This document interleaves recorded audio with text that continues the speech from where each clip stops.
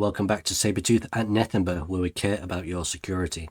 So after doing Overpass last time, which was rated easy, I was going to do Overpass 2, but you know what? I actually fancy doing something insane. Oh, there are only 8. There are only 8 boxes which are classed as insane. Let's just take a random... right, well, okay. Takedown. This is the one we're doing. So what we're going to do is connect to the Try Hack Me network.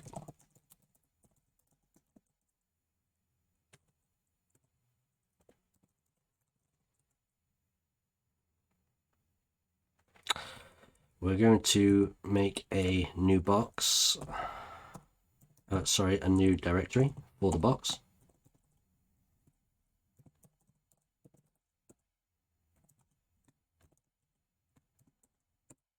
Open a few of these.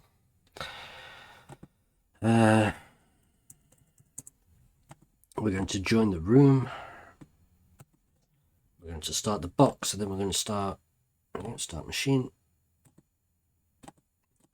And now while that's starting up, we can be reading what we need to do. I'm actually going to read everything this time because it's classed as insane. It doesn't really seem to give many hints at all. 120 minutes. Let's see. Mission brief, Operation Overcooked Risotto. Should be treated as a work of fiction.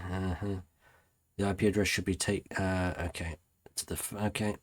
Good morning, operator. The commanding officer is very excited about this mission. The mission brief is ready for you. I'm not really one for storylines, but that's fine. Download task files, download the mission brief. We'll do that then, I guess. Okay, we're already in. That's good. So I should probably read this now, actually, before we go any further.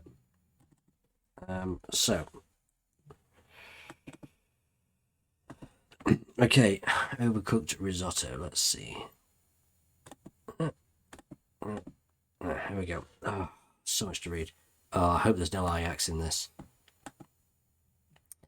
Cybercriminal Operations Cell Risotto Group is suspected to be active in area of operations. Founder and first operators are tasked with intercepting Risotto Group, regaining control of a target web server, okay, as a website, removing opposing force from target infrastructure, okay. Infinity was a digital design firm in the mid-2010s before the company's dissolution in 2022. The Infinity website was hosted at, okay, that's our target, and included a description of the company name and some of the company's digital portfolio. The website was decommissioned and retired on March 22nd, 2022. Reconnaissance operations report the Infinity website is now back online. Intel reports indicate that the website is now serviceable as recently as 24 hours prior to the release of this. Okay. This is the work of Risotto Group. Okay, I see. Mission, here we go. Identify indicators of compromise for the Infinity web server. So I'm going to find out how they got in. Regain positive control of the Infinity web server. So I've got to get in. Prosecute and deny Risotto Group operators. Oh, do I have to kick people out? That could be fun. Produce proof of positive control of the target web server. That's the user and root.txt. Fair enough. I'm just going to make a note of that just because we may as well. Make a new box in here.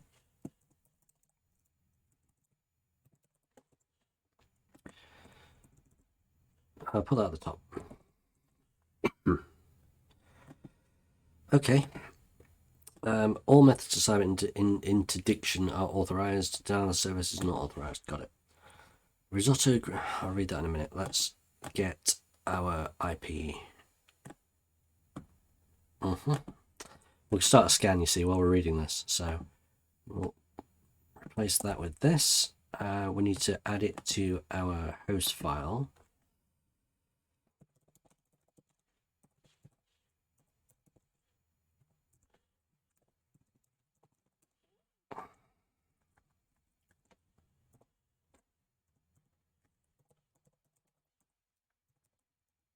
.local, was that right? I think so. Let's just have a double check on that. In fact, I'll write it in here as well.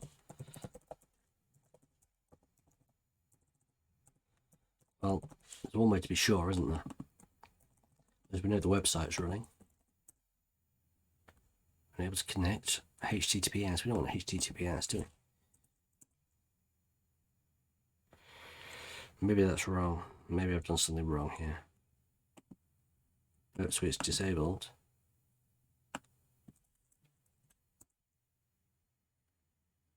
Oh, okay. Oh, it might still be starting up. Okay, that makes sense. Yeah, here it comes. Okay, so it hadn't started up properly yet. Blimey, good job not running a scan yet. Let's leave it a little while before we run a scan just to let things start up a bit. Okay, Risotto Group's capabilities include custom and malware development. Oh, I'm not looking forward to this.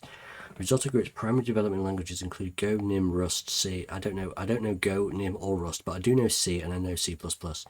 Risotto Group has also been observed deploying additional capabilities when required, living off the LOLBAS native languages like PowerShell. That's Windows.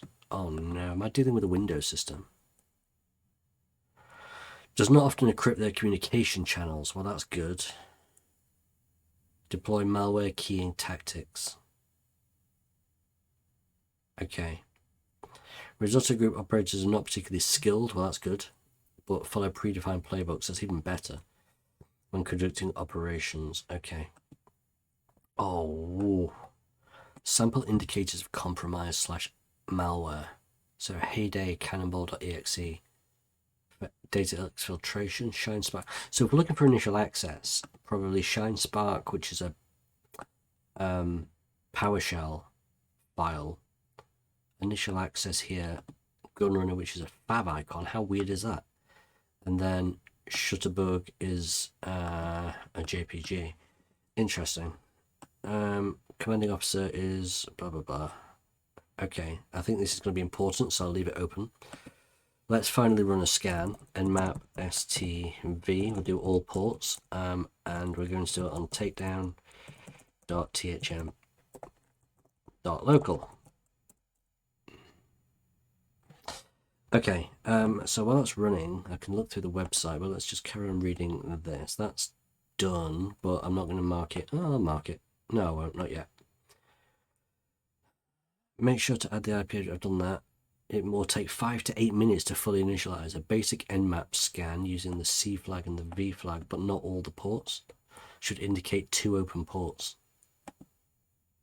Aha! Port 22, port 80. Well, that's good. That's great, actually. So I'm happy that that's complete. Interesting. So the SSH version is Ubuntu Linux, and the OS here is Linux. So it's not Windows. Huh. Okay, interesting. Fine. I thought it was going to be Windows. We're talking about PowerShell and things like this. So we've got the SSH, we've got the HTTP, which, you know, a lot of these just have that. Then it's just user.txt and root.txt. Okay, fine. In which case, let's start looking through this. We're going to go, obviously, robots.txt, because that's a good place to start. Robots.txt, oh, favicon. Right, it's interesting that the favicon is disallowed.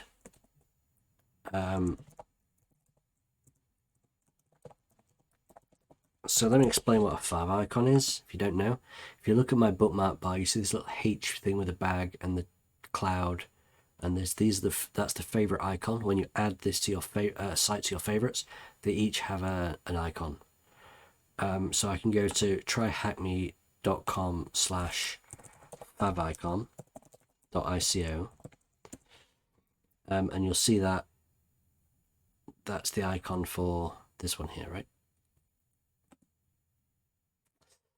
So why that would be disallowed, I'm not sure, except for the fact that it could be like not an icon file. It could be like some sort of exploit or virus. Interesting. Let's find out, shall we? We will, hang on, let's run a brute force first, because we might as well be doing that while this is happening.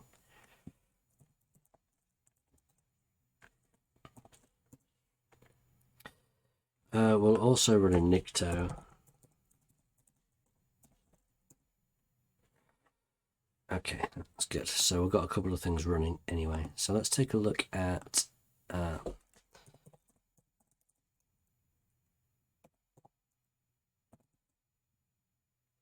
vnd Microsoft.icon image cannot be displayed because it contains errors. Right, let's download this fav icon. I'm not going to do it with right click save, because if I do that, or file save page as, because it might be corrupt. What I'd quite like to do is just use a wget, and you'll see that now it's in my thing. Okay, so we have the fav icon file. Now, interestingly enough, we have a hash here for SHA-256. If I figure out the SHA-256 sum of this icon, yeah, look, it starts with 80E19 and ends in 2DC. 80E19 and ends in 2DC. So this is the malware. This is the Gunrunner malware. Interesting. Huh. Nice.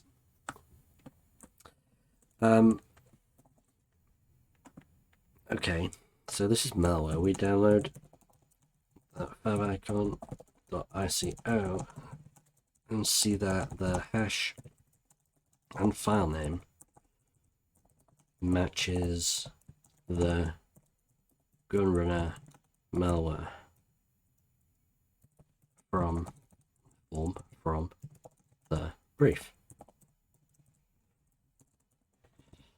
Nice. Okay, so we have some malware which is used to get into the website. Let's see how this is doing.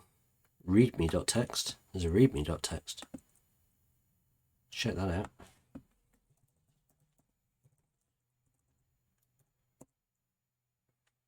Infinity is a template.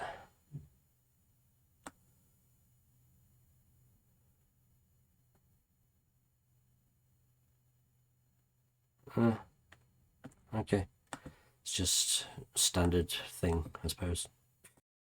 Sorry, I just made an adjustment on OBS because it was messing up just slightly. I was getting a bit of a flickering. I'm not sure if that came through on the video or not, but that's okay. Okay, so let's see what we're doing. Okay, so Nikto is finished. We've got an images directory here, directory indexing found. And this shows that it's also listable on CSS, fonts, images, ink, and JS. Yeah, so I mean, I can go to any one of these. What it means basically is I can go to like images, and you'll see that it lists all the files. Shutterbug, for example, that one. Where have I read that? Here, shutterbug.jpg for initial access with 265D515.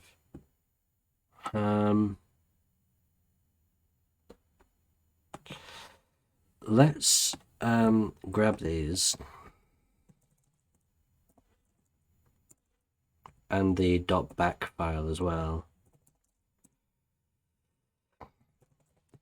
So I can do SHA-256 some Shutterbug. That begins OA65, which doesn't match.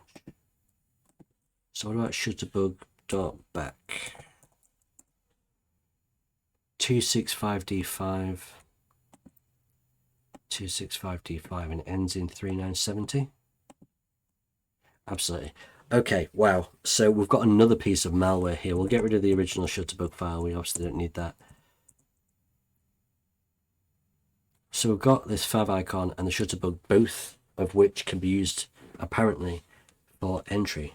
Whether I need both or just one, I'm not sure. So images folder is open directory.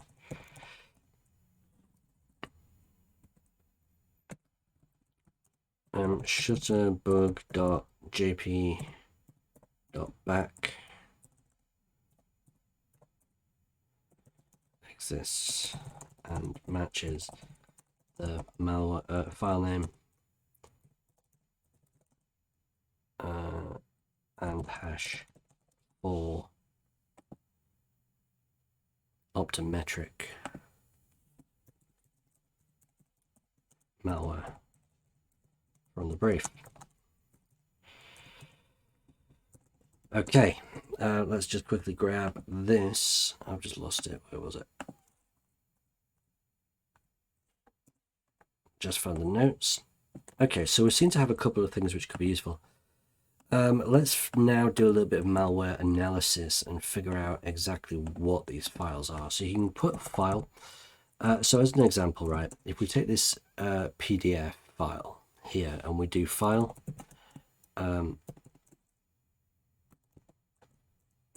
it says that it's a PDF document, version 1.4, 2 pages, right? If we do the same for favicon, you should say it's an icon file, but in this case it's an executable for a 64-bit for Windows. So what about the Shutterbug then? That's a Linux executable, 64-bit. Huh. Interesting. Okay. So we've got one which works on Windows and one which works on Linux. This is great, actually. We're obviously going to run the Linux one. I could open Windows and take a look at the other, but I think they may both do the same thing. So if we make it executable, should I run this on my local system?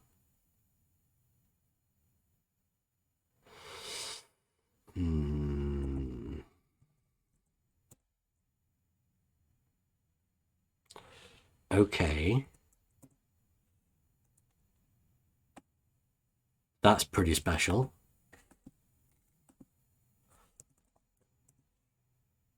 Huh. Let's try and figure out what the thing does. We'll go to strings Shutterbug and see if there's anything here which I saw. Who am I? Where was that? Literally just saw it.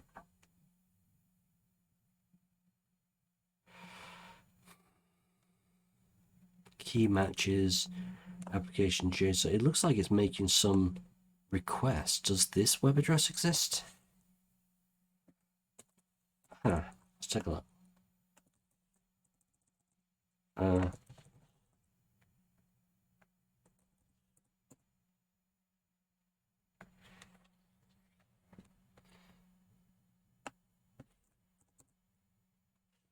Doesn't. I might just get Burp Suite out. I've not opened it yet, so I need to stop the video in a minute and do that. If it's making a request though, okay, right. Okay, what I'm going to do is run Wireshark. What Wireshark does is it monitors the traffic which is coming to and from the system. I'm going to do it on ton 0. It probably, would it be that one now? Should I just do any? Let's do any. So these are all the things which is being sent to and from and whatever. Right, so if I run this code and then stop this and just take a look, is there anything here which is being sent is the question.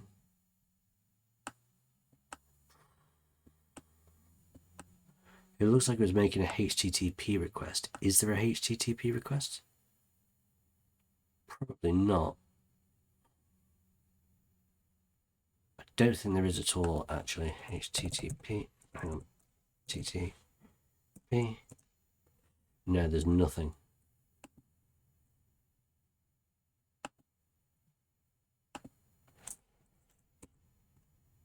Oh, that's strings. I need to actually run the code itself. There we go. Still no HTTP request. I honestly thought that would have done something. HTTP.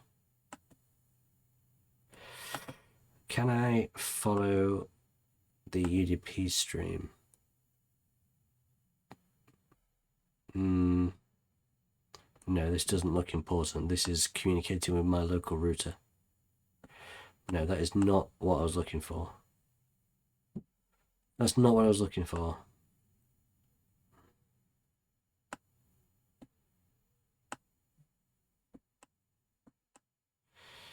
It doesn't look like there's anything here. I'll tell you one thing I can do is run it again. Pull this into the side, and then when I run this, we can see what happens.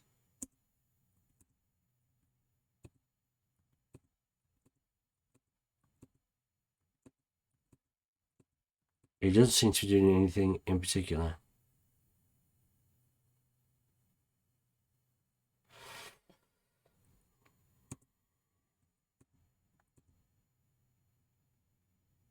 It doesn't seem to be doing anything in particular at all. Okay.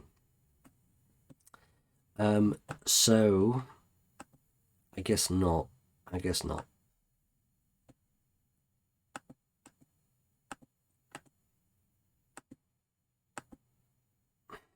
No, none of this seems important at all. TLS.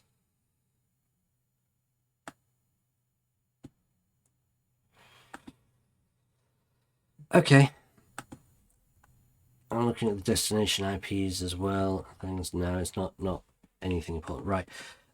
So I'm actually going to try doing the same, and this might sound ridiculous, but I'm going to try doing the same on Windows. I've not got virtual. Oh, what am I doing? I've not got VirtualBox installed on Windows. I do have a 64-bit version of Windows 7 though, so that's quite good.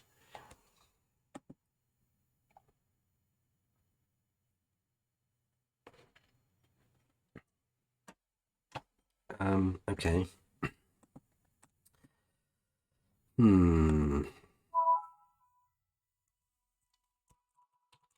Sorry about the Windows noise. So we will grab this. We're going to move over the fav icon. Hang on a minute before I do that. Let's rename it here.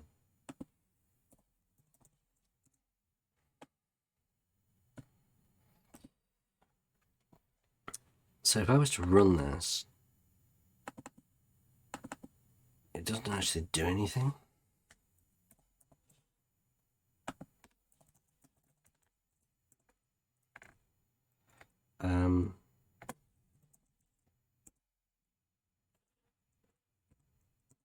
Something pops up and then it vanishes again. Okay.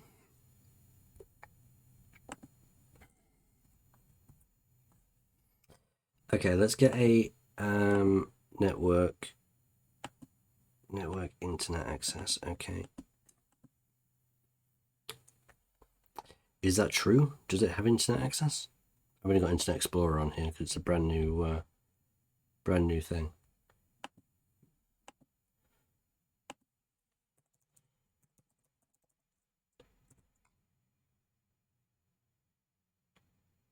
I don't think I have internet access on here. Oh, I do.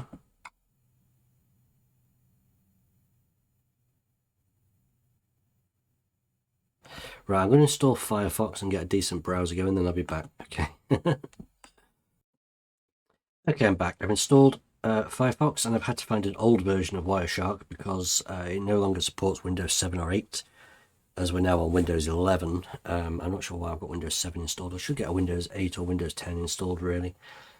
But anyway, we're just installing Wireshark now, probably because the internet comes through from the internet access goes through to the Linux system. I should be able to use Wireshark on Linux, I think, to be able to see what this exe is doing, providing this is the way to do it.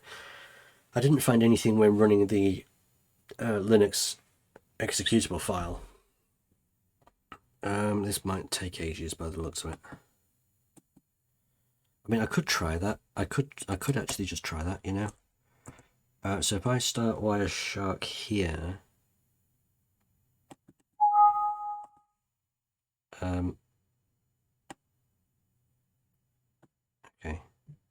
Okay.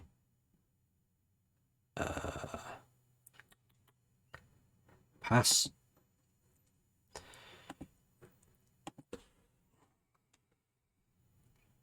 Oh, so much stuff. So if I run that here, I mean, what is this? It's not what I.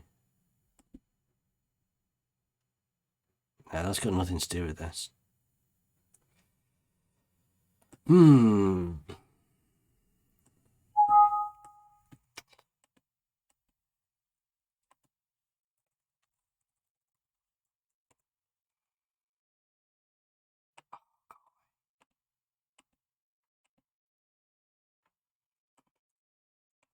So it's not doing anything in HTTP according to this, at least.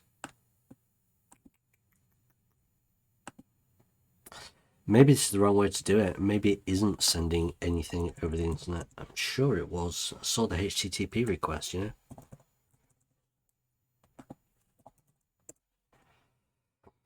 Anyway, this is done. So we will run Of course, Wireshark doesn't work on this either. Run as admin. Okay, forget it. We can't run Wireshark on here. I don't install hacking tools on Windows if I can help it. Right, okay, if we can't get this thing running, then we're going to have to do this a really complicated way. And this is already a difficult machine to start with. So we're going to have to figure out what this program does without actually doing it, without actually running it. So we're going to do strings on favicon. It doesn't matter which, they might both do the same, they might not. We're going to put it in a file called strings.txt, right? So, because if I don't do that, then this happens. You know, and I've got to now scroll all the way through this and look for stuff. It's going to be crazy. So, at least now it's in a file. Yeah. So I will put that in to here.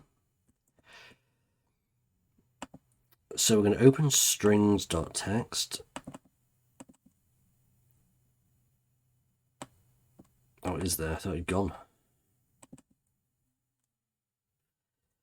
And we're going to search for password.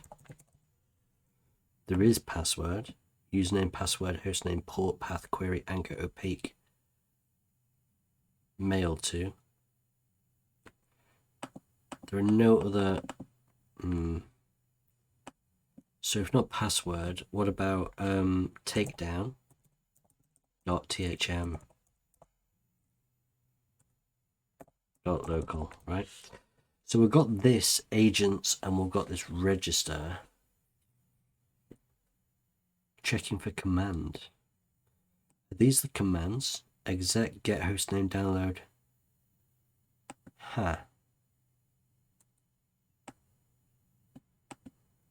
Key matches. Who am I?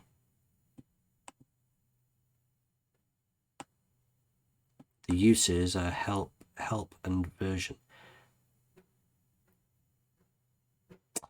Hang on, if they've got help and version, can I actually just run Shutterbug with the help flag? Okay.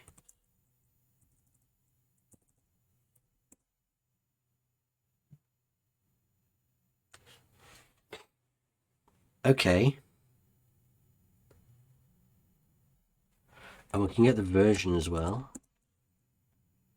Drone ready, checking keyed username.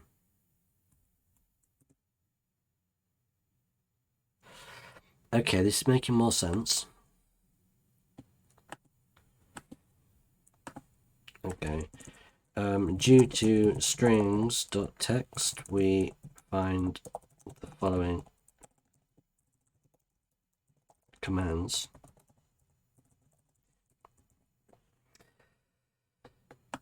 Right. So the usage is just options. So what if I just do that? Unknown arguments. Okay. So what other things do we have here? exec get host name. What about that? Or pwd for print working directory. Let's try that.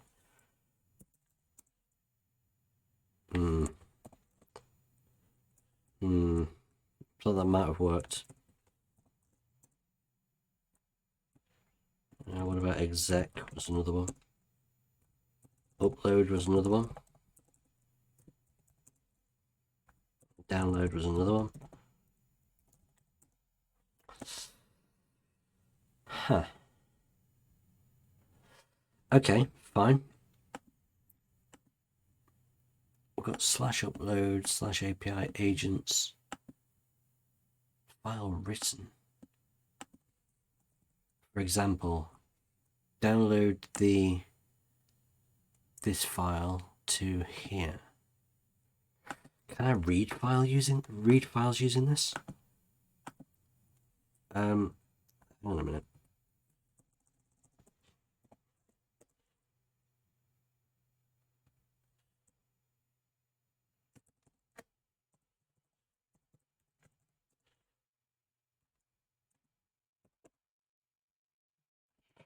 Okay, none of this works. Okay, I'm going to pause because I need to open Burp Suite and I'll be right back. Okay, I'm back. I've got past the bit where it shows all my customer names, so I'm just waiting for this to open. I might be able to build a request, perhaps, using Burp Suite based on what we've got. So what we'll do is we will go to proxy and set this up.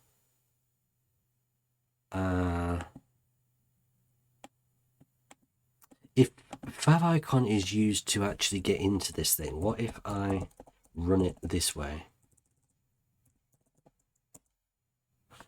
Will it do anything?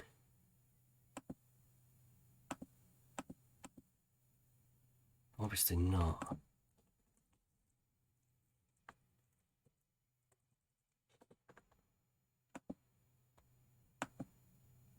Yeah. Oh, API agents register. That's what we was looking for. What's the response on this? Nothing. Huh. So it made that request when I did the favicon. That's interesting. Right, let's send this to the repeater. I'm going to kill the intercept. Run this, and it's going to come up with nothing. Let's take a backend on name value extra done cursor tokens data length. That doesn't look important. Blimey, I don't know what's going on out there. Download data could not read file. Let's copy this, and it looks like these are the commands as well. Key matches, drone ready, prog, help, version. Okay, let's take all this. I'm not sure what's useful. From strings. Okay, so we'll see what's important and what isn't. So API agents register, authorization host, transfer encoding content length, application JSON. Oh, application JSON. It's not currently using that, is it? Let's put that in. Because it's got content type here, but it's text HTML. Whereas I kind of want it to use application JSON. If that's what it used before, let's try running it again. Bad request, register. No. Except that's 400 bad request. That's 404 not found.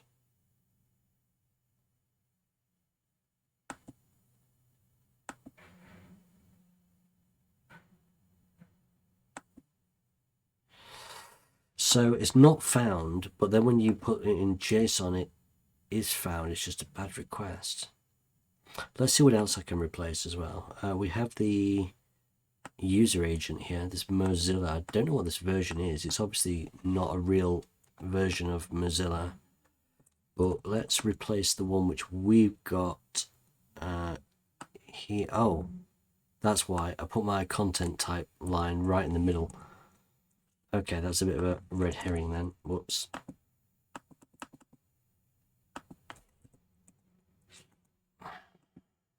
Yeah, okay, so that was a bad request because I did it wrong. Okay, let's replace this user agent, see if that makes any difference. I strongly doubt it, but who knows.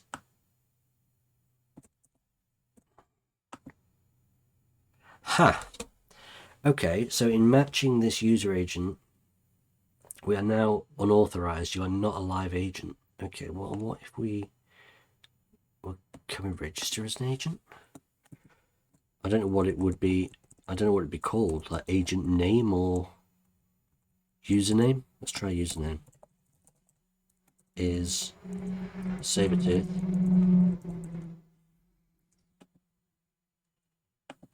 And password is moo. Can't register as an agent. Maybe if that was a post request. Oh. Well, what if I get rid of register? What if it gives me a list of agents? HC header block doesn't have a blank line at the end. Okay. Now it does. Okay. Okay, we've got a dot this time.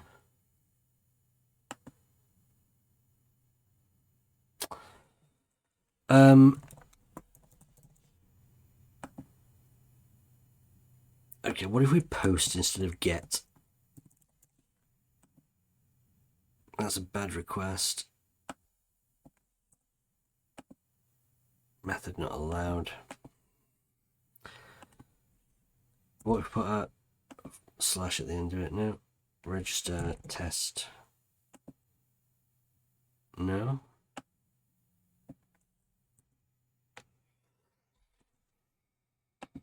Okay, let's go back here and figure out if there's anything else I'm missing here.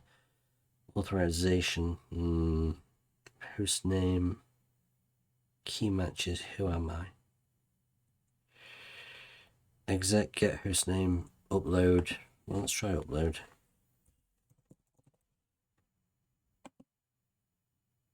No.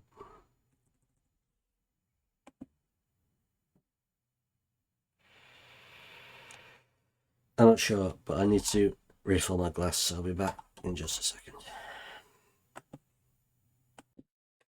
Okay, I'm back. So let's just try API.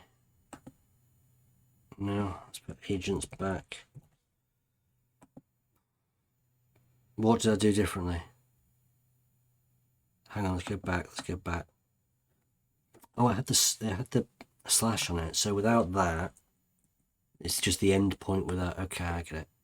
Well, okay. We've got a code of some kind. And www infinity. It did say something about the infinity group, didn't it? Okay, first we will take a look at this. With a little trial and error from strings and the request captured when loading fav icon.ico, we get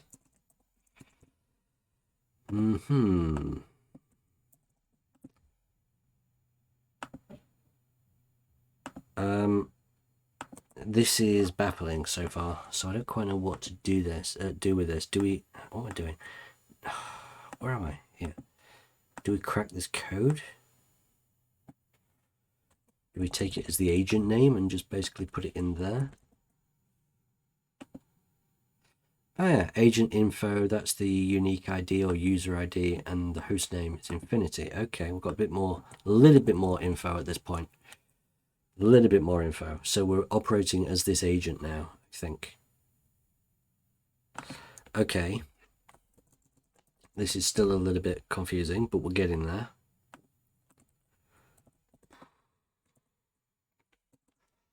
Fine. So the question now is, can I use any of these commands? exec get hostname download password. Okay, let's just try and find out. I'm going to put these can I use commands here. So let's try them in order, and we'll go exec. I assume that just like what we've done, it's going to go after the agent name, because here's the one running the command. Exec.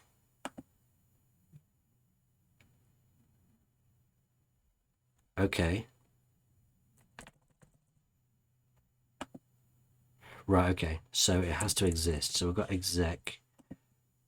Can we post as well as gets? Bad request.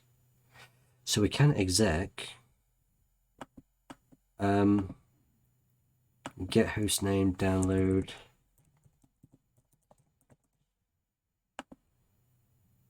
That one we can't.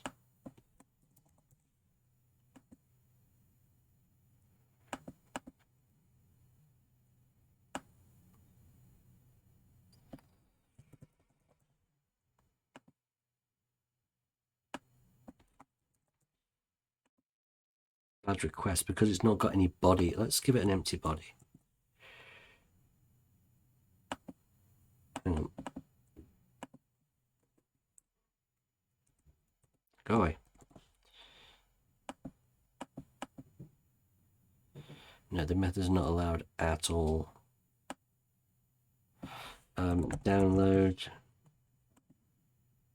See, that's an internal server error, which shows to me that it kind of works. What did it say about downloading here? There was an example, wasn't there? Upload, server source, agent, destination, upload, foo.exe. If we give it a file name, like foo.exe, I wonder if it works like that. But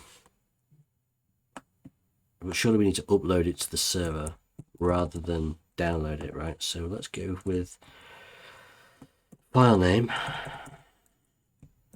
What would exist on Linux, because it's a Linux machine? What about password?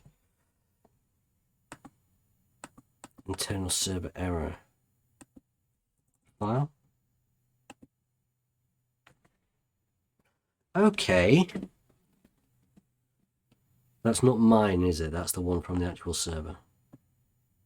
Yeah, that's definitely not mine.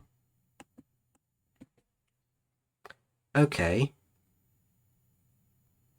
And that's a post request. What would have happened if we put get on this request? Probably not that. Exactly right. Fine. So a little more trial and error.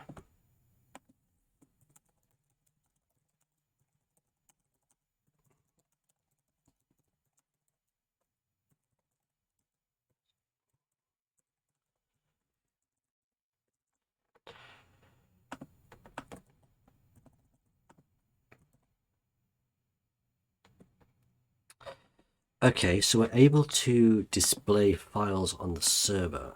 If we use upload for that, can we use download?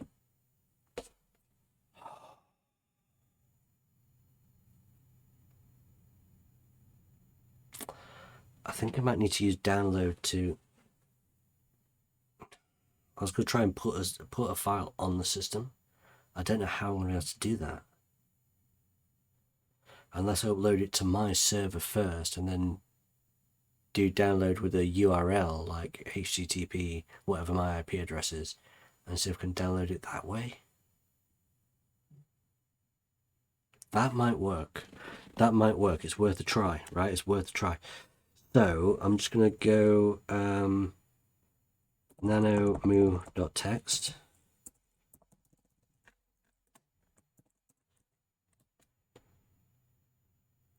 Then I'm going to open a Python server. This one's really difficult, by the way.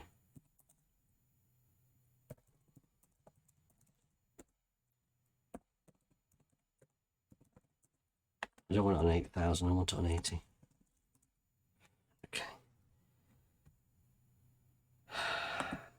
So we're going to do download.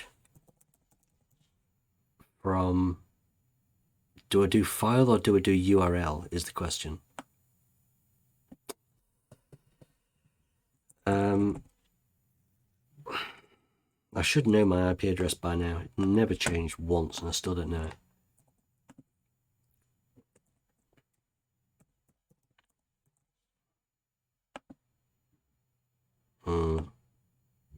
Maybe URL.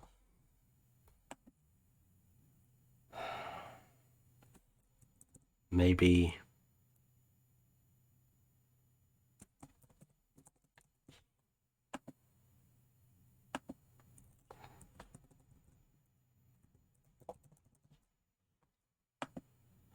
okay, I'm guessing right now, and that's not the way to go, evidently. Okay, well, that's a shame. I will remove move.txt. We don't need it now. That didn't work. Okay, let's try exec. Let's see if I can run something. Should we try an exec instead? That might be a good idea. Let's do exec. Command. The command we're going to run is who am I?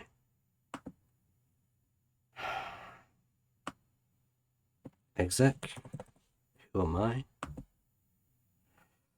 Right, I'll tell you what I'm going to do, because I don't quite know what this should be, but I've got a feeling that this may work, is I'm actually going to send this to the intruder. This is something we've not yet used, and it's going to run through a word list and try different words in that location, right? So we're going to load in a word list, which I've already got here. We'll use the derp word list, and we'll use common and just see if that actually does anything. So these are all 500 code. CMD is 200. So CMD for command, new command to execute. Oh my, perfect. So you see what I mean? It's running through the word list, and when it finds a match, that's what happens. So CMD is what we need here. And if I now go back to the repeater and change this to CMD, excellent. So it's running who am I, but we've not got the output of that. What if I do exec who am I? Because that's another thing on Linux. You can sort of do exec and it starts a new thread.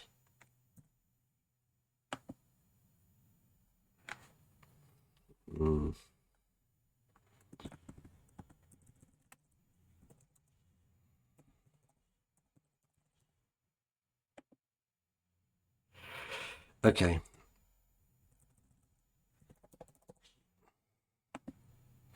Okay, well, we can execute commands. We just can't see what happens when it executes. We can assume it's running, I guess. Nice. So we'll say using burp intruder to find CMD, we are able to execute commands, we think, but not see the output.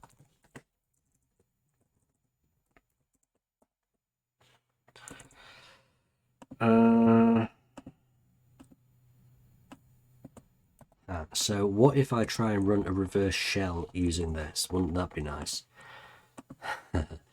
Why do I keep doing that? Wouldn't it be nice if I could run a reverse shell doing this? So let's try it. Let's get rid of this first. We don't want to be running burp right now. Go to hack resources, reverse shells. We'll run a bash shell and see what happens here. I've got a feeling this might not work, but we'll find out. Why don't I know my IP? 10.14.102.67. That's what I remember. Is that right? Oh, I've remembered it. I'll remember it forevermore now. On port 1234. Let's try running that. I will start a listener on port 1234.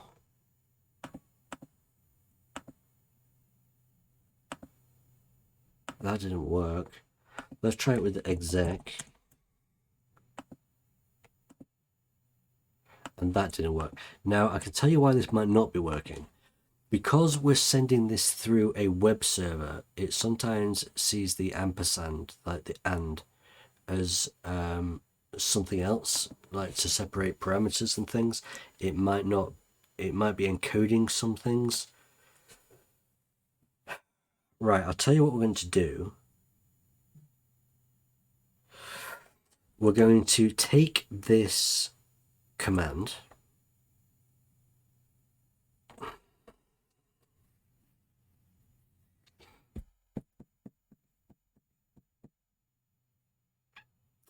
let me think about this, just give me a second. We'll keep exec there. We'll take this command. If I run this on my local system, I'll get a shell back.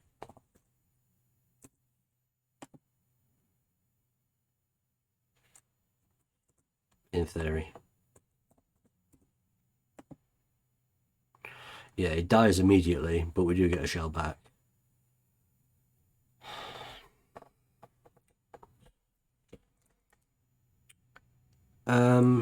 Okay. What about a different type of reverse shell? What if there's like Python or PHP or something like that, which can be used? I don't know if Python exists though, that's the problem. I don't know whether, I mean, Bash works. What if I run this, sorry, just bear with a second. Oh, absolutely killed this window.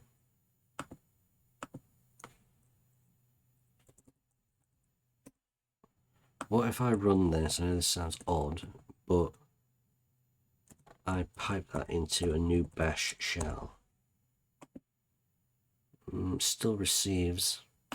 Well, let's just try it, because even if it just gets that receiving but nothing happens, it means that my commands are somewhat working, right?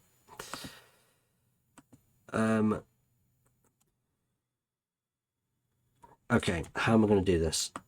We're going to take this and we're going to encode it in a way where there are no ands or symbols or anything like this, right? So we're going to echo this, as you can see, just like that, but we're going to echo it into base 64, and that will encode it as base 64, which is this, right? That's it encoded. If I want to decode this, what I'll then do is I'll take the base 64 encoding and I'll echo this, and then that will go into base 64 decode, and you can see it's this, right? So we know what this does. So what I'm going to do now is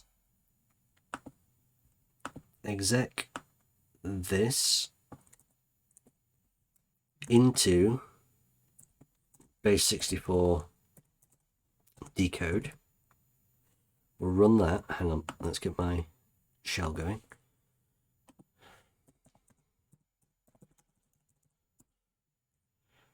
We'll run this.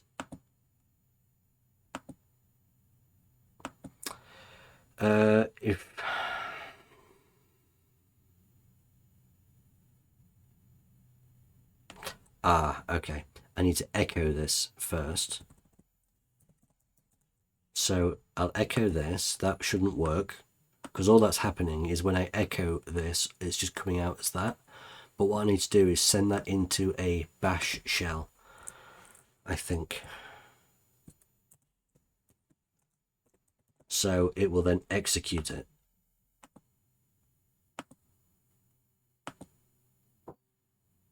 That didn't work.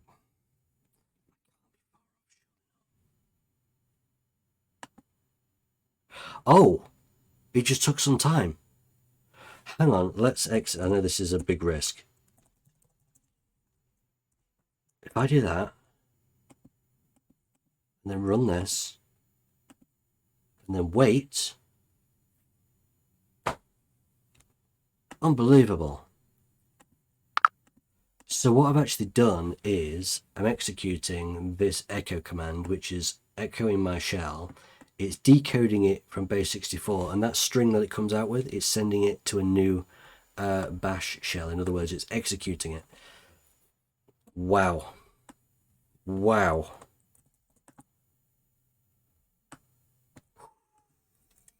More trial and error with base 64 as not to corrupt commands. So before I copy that, I actually first need to, I'm going to exit this one more time.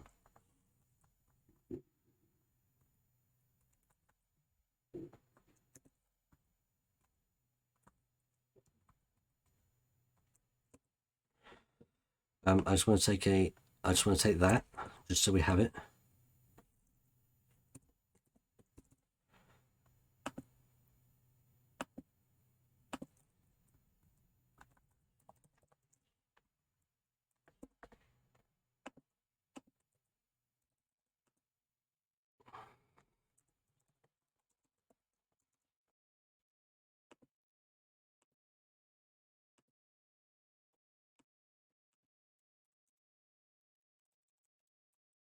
Cat user.text, cat foo.text, and that's it, I think.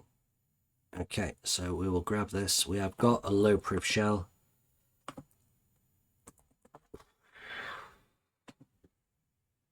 That wasn't easy. That wasn't easy. Well, obviously now that we've got access, oh, that won't work unless I do a term environment. Obviously now we've got access, we're going to get some limpies running because, as well as that, actually, uname A. Yeah, it is a 64-bit system. Okay. So we're going to get limpies and PSPy as well, which is always quite useful. So we're going to go back, privesc scripts. We're going to start a new server. I forgot what I'm doing. Python 3 HTTP server, which should run 8000. We then go to wget 10 HTTP 10.14. I've forgotten it again. 16 something. I've forgotten it again. I did have it. 102.67.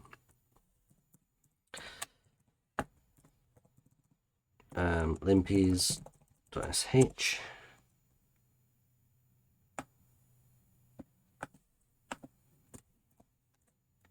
And PSPy 64. Set both to executable, and we're going to start obviously with limpies.sh. Brilliant. Now we're getting there. We've just got to root the thing. Just got to root the thing. We can't be far off now. I mean, this could be the most difficult part, or it could be the easiest part.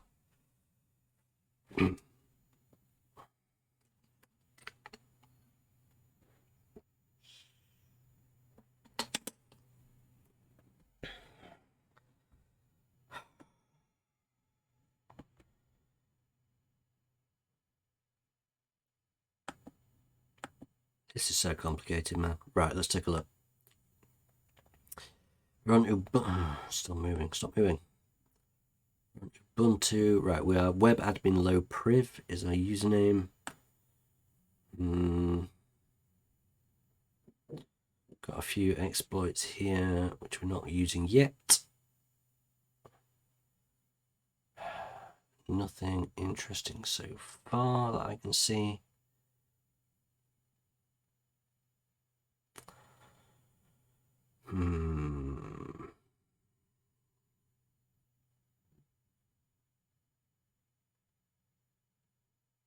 So I know it's I've said quite a lot and I've written down quite a lot. We're doing this through trial and error. Do you know what? Sometimes, and that is what this job is. It is literally trying things, see what works, see what doesn't, take a guess.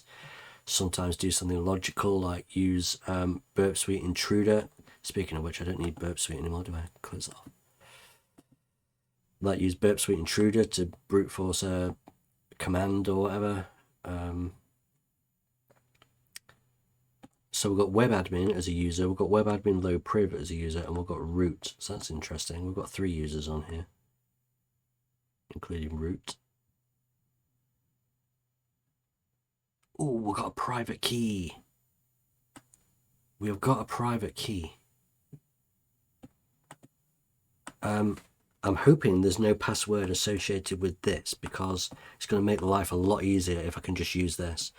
Limpies shows this. So what we're going to do is just try it straight off before we do anything else, because it's going to make life easier if we can use this.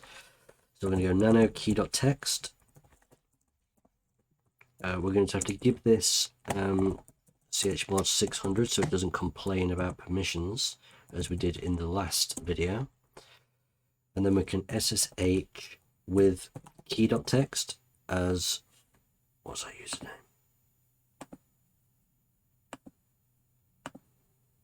Web admin low priv, there we go.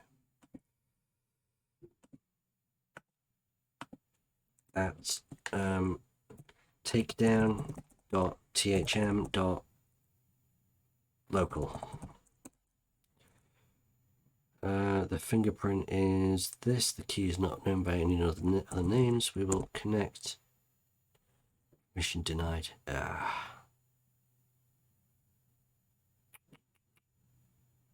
I thought that might have worked.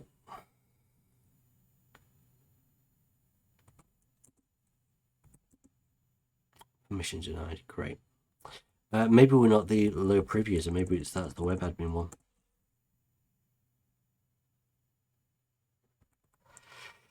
Okay, so we can't use SSH to get into here, unfortunately.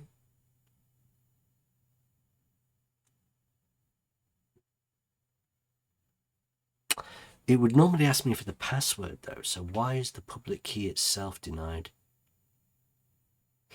Do you know what? What if I don't use THM local? What if I actually use the IP address of the system?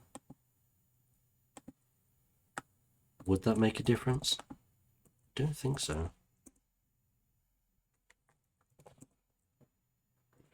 Obviously not.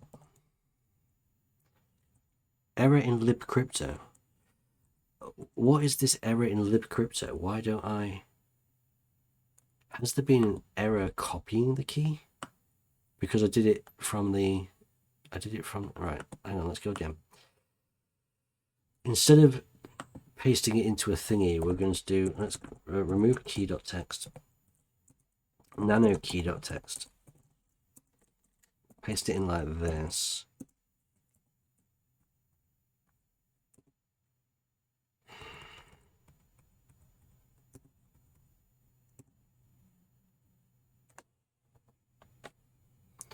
Okay, so it was a copy paste error. I was just thinking about this libcrypto thing. That is not normally an error we get, so that made me suspicious. Okay, we are in. Good job I didn't just give up with that. Not that it would have mattered. I've still got access, but now I've just got it a lot easier with SSH. The beauty of this is now I can sort of kill this shell. I'll close that off. I can kill this. I don't need it at the minute. And do everything in this one window. Nice. So once again, as much as this sounds weird, we're running limpies and seeing what else it finds.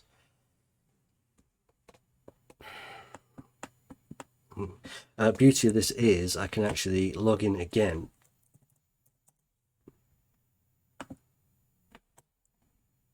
Excuse me. I can actually log in again without having to get a new shell and everything like that. You see, it's going to let me straight in. And I can actually run PSBy at the same time. You see? However, I've realized that limpies, as you can see, is actually corrupting a lot of this. Right, do you know what? I'm not going to run this just yet, but at least I'm ready for when I do need to. Okay, let's take a look and see what else we've found. We got all the way down to the SSH thing, didn't we? SSH key, where are you? There you are. Okay, so we've got this far. Let's keep looking. SSH configs, yeah, okay.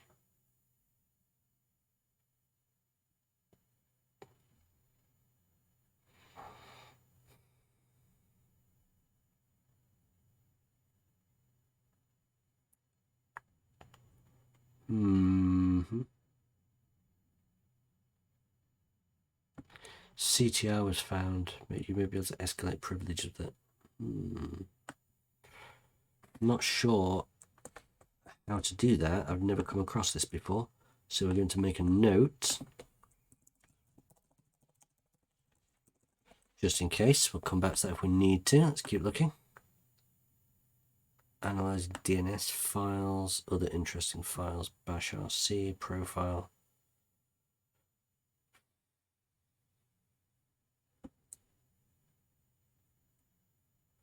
We've got a couple of CVEs here which could be useful.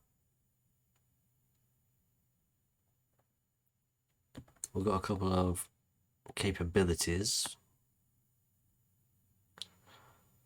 The interesting files. Backstage 1 service, library user. No, okay.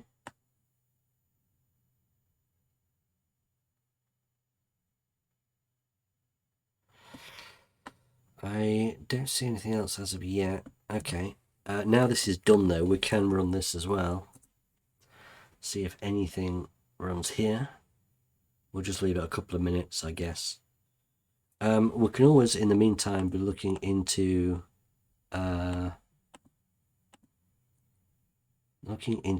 this.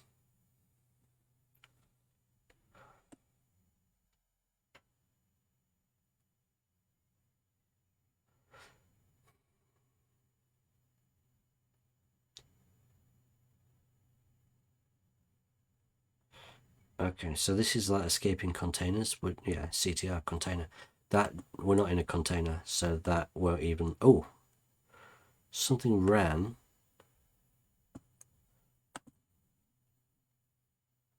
Diamorphine secret SVC ghost. I don't know what that is, and it keeps running, whatever it is.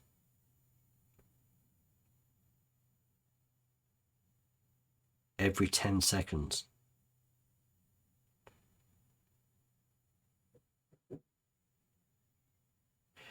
Every 10 seconds. And this is running as user 1001, which I believe is the web admin user. It's not root. Okay, so I'll tell you what, let's just copy this. I don't know what this is, so we're going to head to this directory, evidently.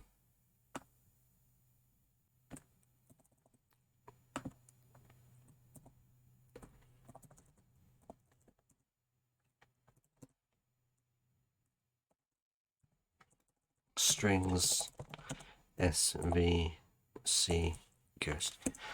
See what this is. So what strings does, I should have explained this before. Look, if you cat out this file,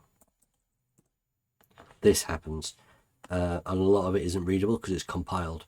Whereas if you use strings, it only prints out the readable parts.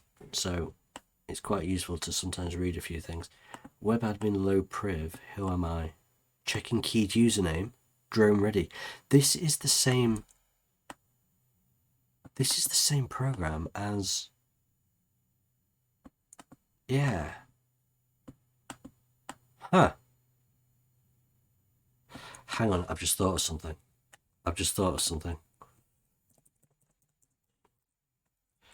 SHA-256 sum. Oh, it's not installed.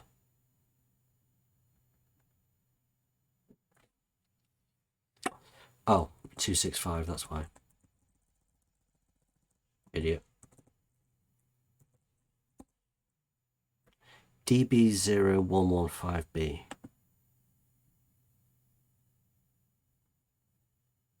Huh, it doesn't match any of these.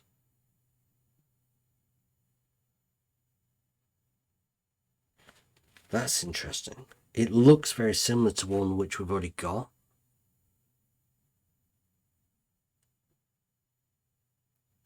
So if this malware is attributed to Risotto Group, would this malware be attributed to somebody else? Maybe this is publicly available. Okay, so we find the file.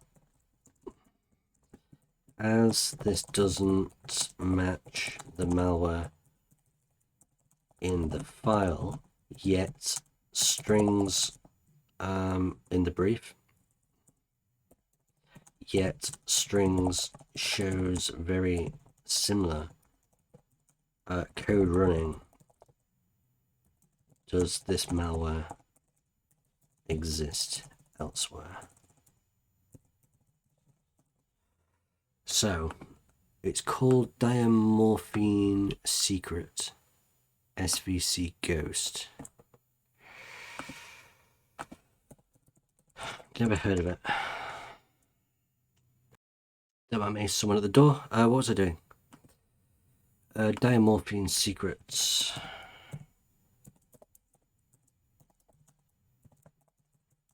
Malware.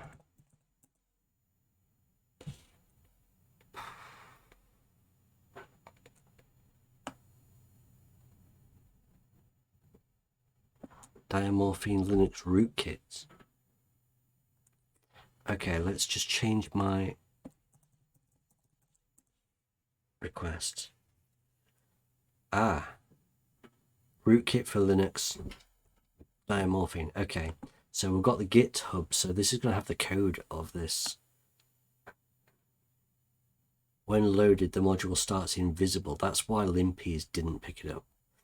Hide, unhide any process by sending signal 31.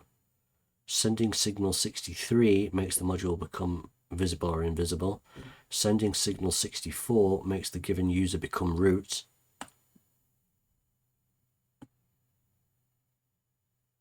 Okay. So we have this, and then I'm definitely going to copy this line. Nope. Sending signal 64. How do we do this?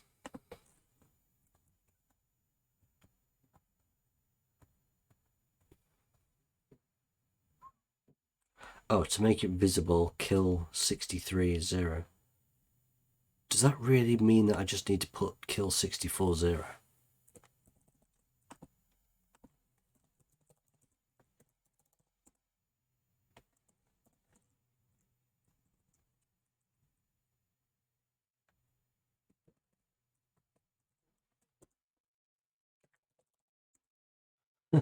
Okay, I didn't get the hash, so I thought, you know, just maybe. There we go. So actually now I've got permissions as root, I can actually change to the actual root user, and you can see now that I've got my hash symbol here. I'm root at. Wow. That was a difficult box. That was really tricky. Thanks for playing. And there is the final hash. Perfect. Wow, I've got an insane box done. I'm very happy about that. The reason I'm not jumping for joy is because, quite honestly, I'm so tired now. I'm mentally exhausted after this one. That was really complicated. Okay, I was wondering why I've not got everything. I put this in useful stuff instead of... I keep doing this, you know. So I'll tell you what, let's kill that and then put that in here. There we go. Okay, now I've got everything in there. That was really tough, especially with this and figuring this out. Anyway, let's finish this box before I start talking about everything else. Kill, kill, kill. Here we go. Okay, that took like an hour and 35-ish. So we're an hour and 40 by the time I've completed this and completed that. The value of user.txt is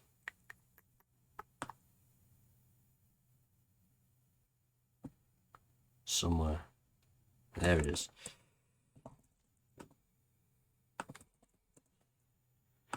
And the value of root.txt hopefully will be right at the bottom. Root of the problem, exactly. What do I think of this one? There's a lot of trial and error, but it's logical in a way. It's logical trial and error, if that makes sense. Difficulty insane. Brilliant. yeah, there's a bit here where I had to obviously brute force a parameter name. There's a bit here where I had to mess with get and post and figure out how this command worked with Burp Suite. I tried running the code in Linux and in Windows to see if Wireshark had anything, but it didn't. I don't know whether I was doing something wrong there or whether it just doesn't work like that. By the way, never run code which you don't trust. Thankfully, I trust TryHackMe not to give me a virus. Excuse me. Yeah, this was good, but very, very hard, in my opinion. Thank you for joining, and be sure to visit Nethemba.com for all your pen testing needs. I'll see you next time. Goodbye.